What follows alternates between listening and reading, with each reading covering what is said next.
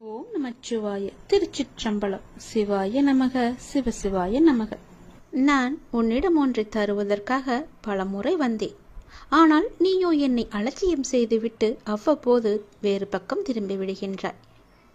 இதுவரை உனக்கு கை கேட்டியது கை நழுவி போனை கொண்டே இருந்ததல்லவா?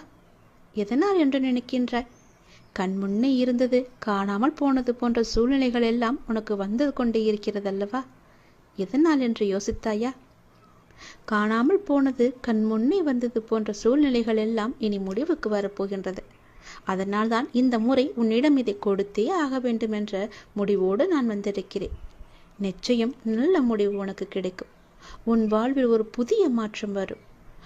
எது உனக்கு ராசி இல்லாத நாள், ராசி இல்லாத தினம் என்று நினைத்து கொண்டிருக்கின்றாயோ அதை இப்போது ராசியான தினமாக மாற்றப் போகின்றேன். ஏற்கனவே நான் சொன்னபடி உனக்கான நல்வினைகள் எல்லாம் செயல்பட ஆரம்பித்து விட்டன.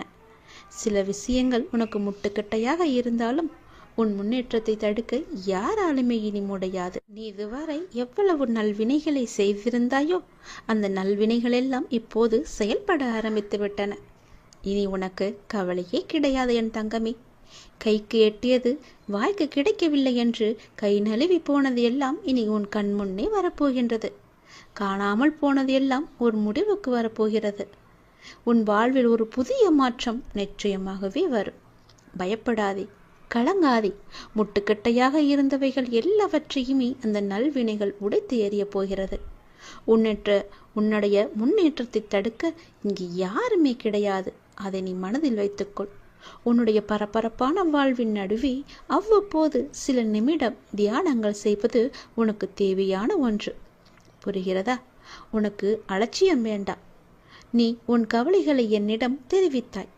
ஆனால் நான் உன் கவலைகளை பற்றி உன்னிடம் பேசுவதை விட அதை நீ கடந்து போகும் ஆக்கப்பூர்வமான வழிகளை பற்றி பேசுவதையே நான் விரும்புகின்றேன். உன்னுடைய அனைத்து கவலைகளும் எனக்கு தெரியும். எல்லாவற்றையும் அறிந்தவன் நான். இந்த உலகில் எல்லாம் சரியானது போல் தோன்றும் போது நீ வேகம் எடுப்பாய். அது உன்னை இடறி விழச் செய்யும். ஆனால் நிதானமும் நீ செய்த தானமும் தான் உன்னை தாங்கிக் கொண்டிருக்கும். கவலைப்படாதே, அது உனக்கு மிக சக்தியாகவே இருக்கும். நிதானத்தில் இருக்கும்போது முடிவெடுக்க வேண்டும். நிதானம் தவறும் போது நீ தியானம் செய்ய வேண்டும். அப்படி இருந்தால்தான் நீ செய்யும் ஒவ்வொரு செயலுமே நன்றாக முடியும். எல்லாமே நல்லதாகவே நடக்கும். நிதானத்தோடு முடிவெடுக்கும் எல்லாம் நிச்சயம் வெற்றி பெறும். வேகமாக அவசரமாக எந்த ஒரு முடிவும் எடுக்கக்கூடாது. அதில் உனக்கு பெரிய ஆபத்து மட்டும்தான் நிறைந்திருக்கும். நான் சொல்வது புரிகிறதா? உன் வாழ்க்கை நிச்சயம் கிடைக்கும். புதிய மாற்றத்தோடு நல் வாழ்க்கையை உன்னிடம் நான் கொண்டு வந்து சேர்ப்பேன். நல்லது நடந்து கொண்டே இருக்கும். உன்னை விட்டு சென்றதெல்லாம் உன் கை வந்து சேரும் இந்த நல்நாளில். எப்படி தெரியுமா? நீ மகிழ்ச்சியாக இருக்கப் போகின்றாய். எப்படி தெரியுமா? உனக்கு துணையாக நான் இருக்கின்றேன். உனக்கு வேண்டியது எல்லாவற்றையுமே நான் கொடுக்கப் போகின்றேன். உன் கை நழுவி போனது எல்லாம் இன்று உன்னை வந்து சேரப்போகின்றது. காலை எழுந்ததுமே என்ன வாக்கு எனக்காக கடவுள் சொல்ல வந்திருக்கிறார் என்று பார்க்க வேண்டும். ஏனென்றால் உன்னுடைய மனம் எதையோ பறிகொடுத்தது போல இருக்கின்றதல்லவா? உன் மனதில் சில கவலைகளுடன் நேற்று உறங்கி போனாய். அதை கண்டு நல்ல செய்தியை சொல்வதற்காக நான் இப்போது ஓடி வந்திருக்கின்றேன். ஒவ்வொரு காலகட்டத்திற்கும் என்ன நடக்க வேண்டுமோ அதுதான் நடந்திருக்கின்றது. ஆனால் இது நிரந்தரமல்ல. இதுவும் மாறும். உன் மனதில் உள்ள அந்த சுமைகளை இறக்கி வைத்துவிட்டு அடுத்த நொடி உன்னுடையதாக இருப்பதற்கு அதை எப்படி நீ சிறப்பாக ஆக்கப் போகின்றாய் என்பதில் கவனத்தை செலுத்து. நான் உன்னோடு இருக்கின்றேன். அடுத்த நொடியை மகிழ்வுடையதாக மாற்றி காமிக்கப் போகின்றேன். உன் வாழ்க்கை என்னுடைய கையில் இருக்கிறது. உன்னை விட்டு போனதை பற்றி நீ கவலைப்பட்டு கொண்டிருந்தாய் அல்லவா?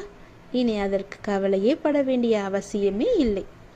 உன்னை விட்டு சென்றதெல்லாம் உன் கை வந்து சேரும் நன்னாளாக இந்த நாள் மாறப்போகிறது. நீ மகிழ்ச்சியாக இருந்தாலும் அவ்வப்போது உன் மனதில் ஏதோ ஒரு பயம் ஓடிக்கொண்டே இருக்கின்றது. ஆனால் அது தேவையற்ற பயம். உன் வாழ்க்கையில் நல்ல மாற்றங்கள் ஒவ்வொன்றாக இனி நடக்க ஆரம்பமாகிவிட்டது. பயம் உனக்கு எதிர்மறை எண்ணங்களை மட்டும்தான் தரும். அந்த பயத்தை நீ தூக்கி எறிந்து விட்டால், உன் மனதில் நல்லதை மட்டுமே நினைத்து கொண்டிருந்தால், நேர்மறை வந்து குடி வந்துவிடும். உன்னுடைய மனதில் நேர்மறை வந்துவிட்டால் அந்த இடத்தில் எதிர்மறைக்கு என்ன வேலை? உன் செயல்பாட்டை தடுக்கும் எதிர்மறையை உடனே அழித்துவிடு. உன்னுடைய பயத்தை முழுவதுமாகவே விட்டுவிடு. நல்லதை மட்டும்தான் நினைக்க வேண்டியது உன்னுடைய வேலை. உனக்கு பல வழிகளின் நன்மைகளை கொண்டு வந்து சேர்ப்பது என்னுடைய கடமை. உன் வாழ்க்கை நிச்சயம் மாறும். நீ வாழ்வை எப்போதும் குறை சொல்லாமல் நீ ஏற்றுக்கொள்ள வேண்டும். வினையை எப்போது நீ புரிந்து கொண்டாயோ அப்போதே உன்னுடைய வாழ்வில் பல மாறுதல்கள் நடக்க ஆரம்பித்து விட்டன. நீ விரும்பியபடி நடந்தால்தான் மகிழ்ச்சி இருக்கும் என்று நினைத்தாய். ஆனால் இப்போது உனக்கு அமைந்த வாழ்விலேயே நீ அனைத்து மகிழ்ச்சிகளையும் காணப்போகின்றாய். இடமாற்றம், வேலை மாற்றம் என நீ எதிர்பார்த்த பல மாற்றங்கள் நிகழப்போகிறது. நீண்ட நாட்களாக நீ கேட்ட ஒரு வேண்டுதலும் இந்த மாதத்தில் நிச்சயம் நிறைவேறும். நீ மகிழ்ச்சியாகவே இரு. உன் கைகூடி வரப்போகிறது உன்னுடைய ஆசைப்பட்ட வாழ்க்கை. அதை ஏற்றுக்கொண்டால் நல்லது உன் வாழ்வில் நடந்து கொண்டே இருக்கும். விதி என்று நீ எதையும் லேசாக விட்டுவிடக்கூடாது. இறைவனிடம் தொடர்ந்து நீ வேண்டிக் கொண்டே இரு. விதிக்கும் விதி விலக்கு என்று ஒன்று இருக்கிறது. அது இறைவனிடம் மட்டுமே இருக்கின்றது.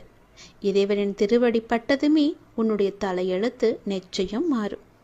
இறைவனின் திருவடியை நீ விட்டு விடாதே. விதியையும் முறியடிக்கும் வல்லமை இறைவனின் திருவடிக்கு உண்டு. அதனால் அப்பா உனக்கு சொல்வது, செய்வது, நடப்பது, நடத்துவது என எல்லாமே உன்னுடைய நன்மைக்காக மட்டும்தான் என்பதை நீ மறந்து விடாதே. உன்னுடைய சில முயற்சிகள் கைகூடாமல் போனதற்கு கூட காரணம் நீ விதிதான் என்று எண்ணிக்கொண்டிருக்கின்றாய். அது தவறு. நீ உன் முயற்சியில் இருந்து பின்வாங்கிவிட்டாய். சிறிது தயக்கம் காட்டிவிட்டாய். அதனால்தான்.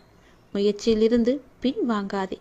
எல்லா அனுபவ பாடங்களையும் கற்று நீ ஒரு பெரிய குறிக்கோளை மிக எளிதில் நிச்சயம் அடைவாய்.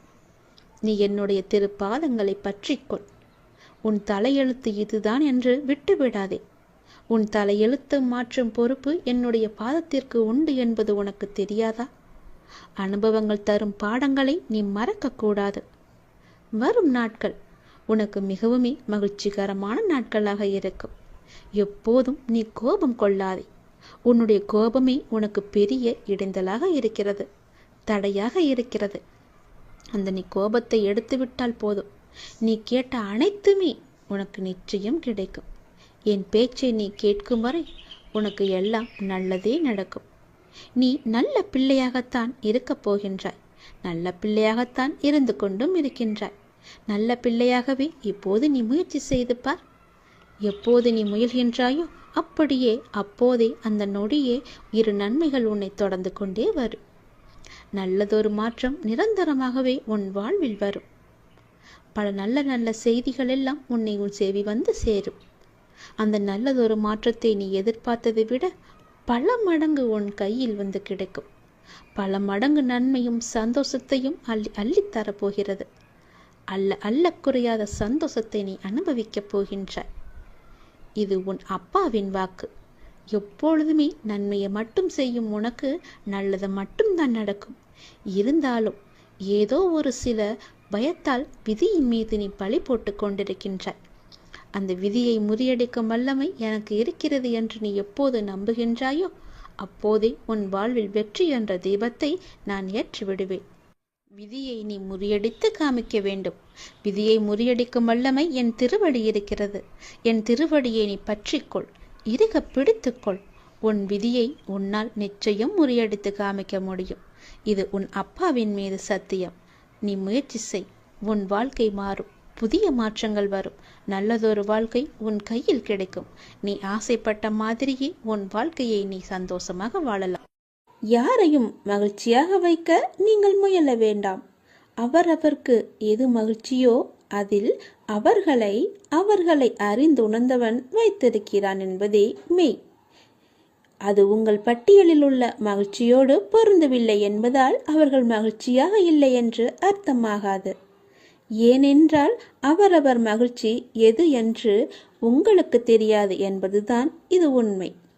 உதாரணமாக, தன் பரிதாபத்துக்கு உரியவன் என்றுதானே நினைத்து அதை வெளிக்காட்டி என்னை பார்த்து பரிதாபப்படுங்கள் என்ற ஏக்கத்தோடு இருப்பவர்க்கு அவர்களை பார்த்து பரிதாபப்படுவதுதான் அவர்களுக்கான ஏக்கம் தீர்க்கும் மகிழ்ச்சி.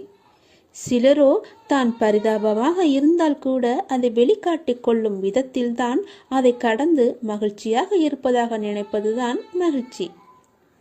எதிலும் குறை கண்டுபிடிப்பதில் திறமையாக இருப்பவர்களுக்கு ஏதாவது ஒரு குறை இருந்தால்தான் மகிழ்ச்சி. தனக்கு குறையே இல்லை என்றாலும் கூட நாடகத்தில் சினிமாவில் வரும் குறையை எண்ணி புலம்பி அந்த புலம்பலை ஏற்றுக்கொள்பவர்கள் இருந்தால் அதுவும் மகிழ்ச்சி. இப்போது கஷ்டம் இல்லாவிட்டாலும் இறந்த காலத்தில் கடந்த கஷ்டங்களை நினைத்து வருத்தப்படுவது அவரவர்களுக்கு ஓர் மகிழ்ச்சி. வருமா நடக்குமா என்று தெரியாத ஒன்றை குறித்தே சிந்தித்து இப்போது இருக்கும் நிம்மதியை கெடுத்துக் கொள்வதில் சிலருக்கு மகிழ்ச்சி. என்னதான் தன்னிடம் எல்லாமே இருந்தாலும் இல்லை என்று சொல்லவும் காட்டவுமே சிலருக்கு மகிழ்ச்சி. இப்படி உங்கள் பார்வைக்கு மகிழ்ச்சி இல்லாதது போல தெரிந்தாலும் அப்படி இருப்பதுதான் அவர்களுக்கு மகிழ்ச்சி என்பதை உணர்ந்து அறிந்தவன் அவர்களை அவர்கள் விருப்பம் போல வைத்திருக்கிறான். அதிலிருந்து அவர்களே விழிப்புணர்வு பெற்று வெளிவந்தால்தான் உண்டு. இவற்றை எல்லாம் கடந்து நீங்கள் என்னதான் உங்களின் மகிழ்ச்சியை இழந்து இழுத்து வந்தாலும் அவர்கள் அப்படி இருந்ததில் அடைந்த நிறைவான மகிழ்ச்சியை உங்களால் தர முடியாது. எனவே உங்கள் மகிழ்ச்சியில் நீங்கள் பூரணமாக இருங்கள். உங்கள் மகிழ்ச்சியின் தன்மை பிறரை கவனிக்க வைக்கும். எப்படி இப்படி இருக்கிறாய் என்று கேட்க வைக்கும். நீங்கள் எப்படி எதை எடுத்துக்கொண்டு மகிழ்ச்சியாக இருக்கிறீர்கள் என்று சொல்லுங்கள். அது அவர்கள் வாழும் விதத்தை கவனிக்க வைக்கும், மாற்றும். இதை கடந்து நீங்கள் என்ன செய்தாலும் அவர்களுக்கான மகிழ்ச்சியை உங்களால் கொடுக்க முடியாது. அப்படி ஏதாவது செய்கிறேன் என்றால் உங்கள் மகிழ்ச்சியை இழப்பது உங்கள் மகிழ்ச்சியாக மாறும். இதை ஏற்றுக்கொள்வது கொஞ்சம் கடினம்தான்.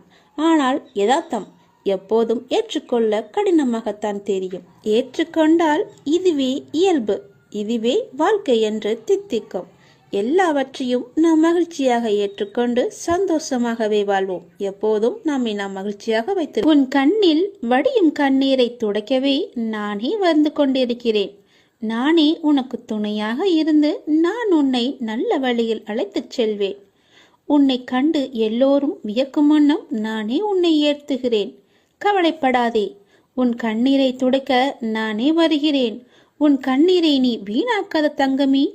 எதற்காக நீ அர்த்தமே இல்லாமல் வீணாக உன் கண்ணீரை நீ வீணடித்துக் கொண்டிருக்கிறாய்? எல்லாவற்றையும் ஏற்றுக்கொள்வது என்பது கொஞ்சம் கடினம்தான். ஆனால் யதார்த்தம் எப்போதும் ஏற்றுக்கொள்ள கடினமாகத்தான் தெரியும். ஏற்றுக்கொண்டால் இயல்பு, இதுவே என்று உன் வாழ்க்கை தித்திக்கும். எல்லாவற்றையும் இப்படியே போகிற போக்கிலே விட்டுவிடு. எதையுமே உன் மனதிற்கும் உன் மூளைக்கும் நீ எடுத்துச் செல்லாதே. அதை உன்னால் தாங்க முடியாது. அதனால் தான் சொல்கிறேன், யாருக்காகவும் உன்னை நீ மாற்றிக்கொள்ளாதே. ஆனால் உனக்காக தன் கையே மாற்றிக்கொள்பவர் கிடைத்தால் அவர்களை எந்த காலத்திலும் எப்பொழுதும் அவர்களை விட்டு விடாதே. உனக்காகத்தான் சொல்கிறேன். வாழ்க்கை என்பது எல்லோருக்குமே பொதுவானது. ஆனால் எல்லோரையும் ஒரே போல் நடத்துவதில்லை. அதை நீ தெரிந்து கொள்.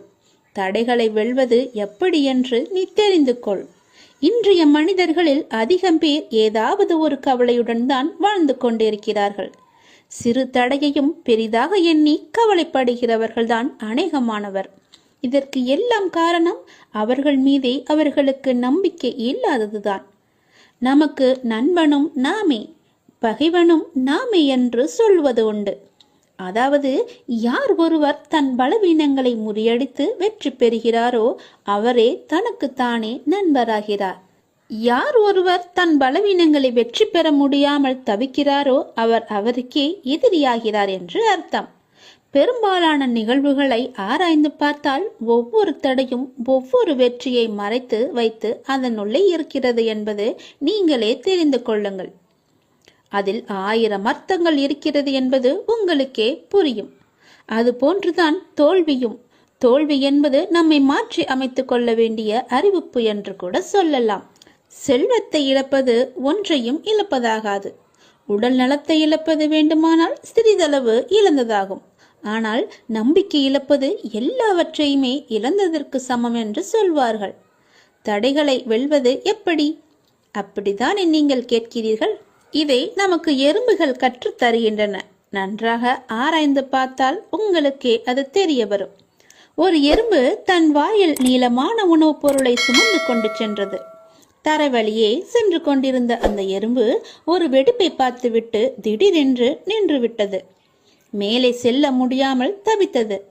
சிறிது நேரம் கழித்து தான் சுமந்து வந்த இரையை வெடிப்பின் மேல் வைத்து சுமந்து வந்த இரையை நன்றாக பாருங்கள், சுமந்து வந்த இரையை வெடிப்பின் மேல் வைத்து அதன் மீது ஊர்ந்து சென்று வெடிப்பை கடந்தது. பின்பு அந்த இரையை கவ்விக்கொண்டு சென்றது அந்த எறும்பு.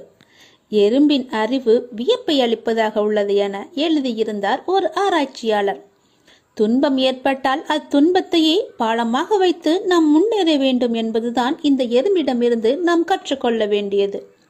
ஒரு மிகச் சிறிய உயிரான எறும்பின் தன்னம்பிக்கை நமக்கு இருந்தால் கூட போதும். எந்த தடையையும் வெல்ல முடியும். கவலையும் காணாமல் போய்விடும். எத்தனை தடைகள் குறுக்கிட்டாலும் உள்ளத்தில் நம்பிக்கை மட்டும் இருந்துவிட்டால் உங்களின் வெற்றியை யாராலுமே தடுக்க முடியாது. எவ்வேற்பட்டவர் வந்தாலும் தடுக்க முடியாது. எத்தனை சூழ்ச்சிகள் செய்தாலும் தடுக்க முடியாது. தன்னம்பிக்கையை கொள்ளுங்கள். தடைகளை எல்லாம் கடந்து நீங்கள் வெற்றியை சுவைப்பீர்கள். பொறுமையை விட மேலான தவமும் இல்லை. திருப்தியை விட மேலான இன்பமும் இல்லை. இரக்கத்தை விட உயர்ந்த ஒரு அறமும் இல்லை. மன்னித்தலை விட ஆற்றல் மிக்க ஒரு ஆயுதமும் இல்லை. தோல்விகள் பல சூழ்ந்தாலும் இருளை விளக்கும் கதிரவன் போல அதனை நீக்கி அடுத்தடுத்த வெற்றி படிகளில் காலெடுத்து வையுங்கள். முடியும் வரை அல்ல, உங்கள் இலக்கினை நீங்கள் எப்போது அடையும் வரையோ அதுவரை நீங்கள் முயற்சித்துக் கொண்டே இருங்கள். உங்கள் வாழ்வில் நிச்சயமாகவே விடியல் விடியும். அந்த விடியல் விடியும் வரை முயற்சித்துக் கொண்டே இருங்கள். அது வெகு நாட்கள் இல்லை, கூடிய விரைவிலேயே அது உங்களுக்கு கிடைக்கும். முகமலர்ச்சியோடும் நம்பிக்கையுடனும் எழுந்து புத்தம் புது நாளை துவங்க உங்கள் எல்லா வல்ல இறைவன் உங்களுக்கு அருள் புரிவார். என்னுடைய ஆசி முழுவதுமாகவே நீ கலங்காதே. உனக்கான நேரங்கள் தொலைவில் இல்லை. அது உன்னை தேடி வந்து கொண்டிருக்கிறது. பிள்ளைகளின் நலன் எல்லாமே விரைவிலேயே சீராகும். நான் கம்பீரமாக உனது மனதிலும் உனது இல்லத்திலும் அமர்ந்து கொண்டிருக்கிறேன். பயபக்தியோடும் உண்மையோடும் ஆன்ம உணர்வோடும் கண்ணீரோடும் நீ என்னிடம் செய்கின்ற பிரார்த்தனைகளை நான் கேட்டுக்கொண்டு தான் இருக்கிறேன். நான் அளிக்கும் பதில்களை உன்னால் புரிந்து கொள்ளாமல் முடியாமல் போய்விடுவதால் தான் உன் மனம் போன போக்கிலே நீ சுதந்திரமாக நடந்து கொண்டிருக்கிறாய். என்னை தட்டி கழித்து விடுகிறாய். அதனால்தான் நான் செய்கின்ற பலனையெல்லாம் உன்னால் அடைய முடியவில்லை. உன் விருப்பப்படி செய்யவும் நடக்கவும் வாழவும் நான் உனக்கு சுதந்திரம் கொடுத்திருக்கிறேன். அதனால்தான் என் செய்கைகளை புரிந்து கொள்ளாமலும் எனக்கு கீழ்ப்படிந்து நிற்காமலும் உனது சுயமான போக்கின்படி உன்னால் நடக்க முடிகிறது. இந்த சுதந்திர உணர்வுதான் உன்னை இந்த அளவுக்கு கீழே இறக்கி வைத்திருக்கிறது. கீழே இறங்கிவிட்டோமே என்று வருத்தப்படுகிறாய். கீழே வந்துவிட்ட போதும் உன்னை நினைத்து நான் பெருமைப்படுகிறேன். உனது இரக்கமுள்ள குணம், பிறருக்கு உதவ வேண்டும் என்ற உன்னத மனோபாவம், இந்த நிலையிலும் பிறர் கஷ்டப்படுவதை காண சகிக்காத மனம், இவையெல்லாம் இருக்கும் இடத்திற்கு விசுவாசத்துடன் நடந்து கொள்ள வேண்டும் என்று நினைத்து அதன்படி நீ நடந்து வந்ததால்தான் கீழ்நிலைக்கு இறங்க நேர்ந்தது என்று நீ நினைக்கிறாய். அது அல்ல. கெட்டவர்களும் கெடுமதி உள்ளவர்களும் நன்றாக இருக்கும்போது நல்லவர்களான நாங்கள் மட்டும் ஏன் கஷ்டப்பட வேண்டும்? கஷ்டத்தை மட்டுமே ஏன் கடவுள் எங்களுக்கு பரிசாக தர வேண்டும் என்று நீ நினைக்கிறாய். உன்னை போல நல்லவர்களும் இப்படிதான் புலம்பிக் கொண்டே இருக்கிறார்கள். இது இன்றோ நேற்றோ தொடங்கி நடந்து வருகின்ற விஷயமல்ல. காலகாலமாய் நல்லவர்கள் புலம்பும் ஒரு தொடர்கதைதான். அதுதான் நீயும் செய்து கொண்டிருக்கிறாய். நான் உன்னிடம் பிரதிட்சயமாக விளங்க வேண்டும் என்றால் நீ கஷ்டப்பட்டுத்தான் ஆக வேண்டும். ஏனெனில் நான் நல்லவர்கள் மனதில் மட்டுமே வாழ முடியும். கெட்டவர்கள் மனதில் எனக்கு இடமே கிடையாது. எப்படி உன்னை கஷ்டப்படுத்தி வாழ்வதால் என்ன பலன் என்று நீ நினைக்கலாம். நான் உன்னை பக்குவப்படுத்தி பெருமைப்படுத்துவதற்கு இதை உனக்கு வரப்பிரசாதமாக கொடுக்கிறேன். உன்னுடைய தகுதிக்கும் தாங்கு சக்திக்கும் ஏற்பத்தான் கஷ்டத்தை தருகிறேன். இதை உன்னால் சமாளிக்க முடியும் என்று தெரிந்த பிறகே கஷ்டம் வர தயாராக இருக்கிறது. இந்த நேரம் நீ வேகமாக செயல்பட வேண்டிய நேரம், சிந்தனையோடு செயல்பட வேண்டிய நேரம். இப்போதே உன் நிலையை பல மடங்கு நான் உயர்த்தப் போகிறேன். சந்தோஷமாகவே இரு. என்ன நீ ஒரே மனக்குழப்பத்திலேயே இருந்து கொண்டிருக்கின்றாய்? எப்போது பார்த்தாலும் குழப்பமான சூழ்நிலையிலேயே ஏன் உன்னை வைத்திருக்கின்றாய்? மீண்டும் மீண்டும் குழப்பம் ஏற்படுவதற்கு என்ன காரணம்? நான் தான் நேற்றே உன்னிடம் பேசிவிட்டேனே. நான் பேசுவதை நீ காது கொடுத்து கேட்டாயா இல்லையா? நீ புரிந்து கொண்டதுதான் என்ன? நீ என்னத்தை புரிந்து கொண்டாய்? வினைகளை எப்படி தீர்க்க வேண்டும் என சொல்லி தந்தேனே. கேட்டாயா அல்லவா? ஏன் கேட்க மறந்தாய்? ஏன் நீ மறந்து போனாய்? அது போன்ற ஒன்றை செய்ய முயன்று ஏன் வருத்தப்பட்டு கொண்டிருக்கின்றாய்? நான் வேண்டாம் என்றும் சொல்லியும் ஏன் அதையே நினைத்து கொண்டிருக்கின்றாய்? உன் அப்பா பேச்சை நீ கேட்க மாட்டேன் என்ற முடிவிலேயே இருக்கின்றாயா? நீ மிகவுமே ஆசைப்படும் விஷயம் உனக்கு கிடைக்கப் போகிறது என்றுதான் நான் அப்பொழுதே சொல்லிவிட்டேனே. இருந்தும் தேவையில்லாமல் ஏன் உன்னை நீயே வருத்து கொண்டிருக்கின்றாய்? வருத்தப்பட்டு கொண்டிருக்கின்றாய்? தேவையே இல்லாதது. என் பேச்சை நீ கேட்பாயா மாட்டாயா என்று எனக்கு ஒரு சத்தியம் செய்துத்தா. அப்பொழுதுதான் நான் நம்புவேன். மகிழ்ச்சியாக இருக்கும்போது பல அனுபவ பாடங்களை நீ மறந்து விடுகின்றாய். மகிழ்ச்சியாக இரு, ஆனால் எவற்றில் எந்த எல்லை என்று உன் வாழ்க்கை ஏற்கனவே கற்றுக் கொடுத்திருக்கிறது அல்லவா? அதை நீ மறந்து விடாதே. அந்த எல்லையை நீ தாண்டி விடாதே. இந்த ஒரு நாள் சிலவற்றை தாங்கிக்கொள். நாளை முதல் அதிலிருந்து நிச்சயம் உனக்கு விடுதலை கிடைக்கும். நான் இருக்கின்றேன். எல்லாவற்றையுமே நான் மாற்றி தருகின்றேன். எல்லாமே நன்மைக்கு. யாம் இருக்க பயமே என்பதை நீ வெறும் வார்த்தையால் நம்பிக்கைப்படக்கூடாது. முழுமையாக உனக்குள்ளே ஊற வேண்டும். அது எத்தனை முறை சொன்னாலும் நீ கேட்க மாட்டேன் என்றால் நான் என்னதான் செய்வது? நான் உன்னை கும்பிட்டு கேட்டுக்கொள்கிறேன். தயவு செய்து உன் அப்பா சொல்வதை கொஞ்சம் காது கொடுத்து கேட்டு அதன்படி நீ நடந்து கொள். உன்னுடைய மனக்குழப்பம் எல்லாம் தீரும். நான் ஏதாவது ஒரு விதத்தில் தினமும் உனக்கு சொல்லிக் கொண்டுதான் இருக்கிறேன். பல நல்லதுகளை இன்று நீ என்ன செய்ய வேண்டும், எது செய்யக்கூடாது என்று அவ்வப்போது உனக்கு உணர்த்தி கொண்டுதான் இருக்கின்றேன். நீ கேட்காமல் போனால் நான் என்ன செய்ய? மகிழ்ச்சியாக இரு. அதற்குத்தானே நான் எல்லாவற்றையும் செய்து கொண்டிருக்கின்றேன். தேவையில்லாத விஷயங்களை எல்லாம் உன் மனதில் போட்டு நீ குழப்பிக் கொள்ளாதே என்று அடிக்கடி சொல்கிறேன்.